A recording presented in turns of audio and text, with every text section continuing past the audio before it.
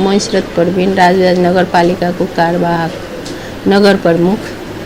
हिजो यहाँ स्विपरको तलब लिएर विवाद भएको थियो र स्विपरको 16 दिनको तलब बाँकी थियो। सबै डकुमेन्टहरू पुरा भइसकेपछि मनोजजी प्रशासन शाखामा हुनुहुन्छ, उहाँले सिग्नेचर गर्नु भएन, त्यसैले यो तलब स्विपरहरू पाइएन।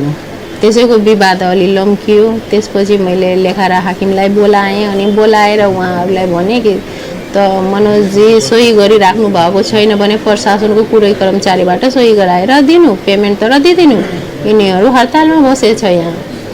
अनि त्यही कुरालाई हाकिमले भन्यो होइन मनोजजीसँगै गराउनु पर्छ, हामीलाई मनोजजीसँग एकचोटि बस्नु पर्छ। अनि मैले भने कि अब मनोजजीसँग किन बस्ने, के कुरा छ उहाँको, केही कुरा छ भने वडा अध्यक्षजीहरूलाई पठाइदिँदैछु, तपाईँहरू कुरा बुझेर उसको काम गर्नु। अनि त्यसपछि त्यहाँ धेरै छलफल भयो, हो हल्ला भएपछि अनि मनोजजीले त्यहाँ 5-6 जना केटाहरूलाई बोलाउनु भयो, गुन्डा केटाहरूलाई, अनि त्यहाँ मिटिङमा पसाउनु भयो। अनि त्यहाँ हो हल्ला भयो, त्यही पनि सिग्नेचर भएर पेपर आयो। त्यसपछि उहाँहरूले त्यो केटालाई मेरो कोठामा पसाएर अनि हो हल्ला गर्ने, दङ्गा फसाद गर्ने यस्तो गरेको थियो। संयोगवश म कोठामा थिएन, बाहिर गएको थिएँ। अनि मैले जिल्ला प्रहरी फोन गरेर प्रहरीलाई बोलाएँ अनि मामला शान्त भयो, उनीहरू यताउति सबै गइसक्यो।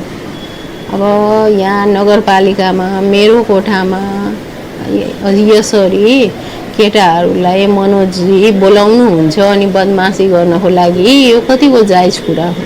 म त यहाँ सेभ होइन अनि एउटा महिला भएर यहाँ काम गरिरहेको छु, यिनीहरू यत्रो बदमासी गर्छ। अब गुन्डा ल्याउन थाल्यो भने यो त अनसेफ भयो नि, मलाई काम गर्ने वातावरण दिएन नि। अनि अब मुद्दा दर्ता प्रक्रियामा जान्छौँ हामी, त्यही हो। मनोजी यहाँ योजना शाखा प्रमुख उहाँ हुनुहुन्छ, यहाँको कर्मचारी नगरपालिकाको हुनुहुन्छ, स्थानीय तहको उहाँ यहाँ काम गर्नुहुन्छ। तर उहाँको रवैया ठिक भएन कि, उहाँको रवैया ठिक भएन। यहाँ काम हेम्पर गर्ने, यताउति गर्ने, बदमासी गर्ने।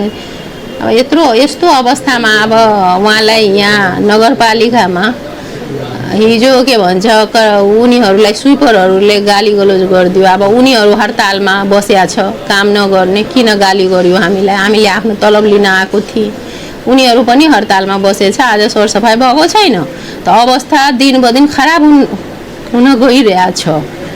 अब यस्तो अवस्थामा हामीलाई त कानुन बमोजिम जानु पर्यो, त्यसैले हामी कानुन बमोजिम गइरहेछौँ। धन्यवाद।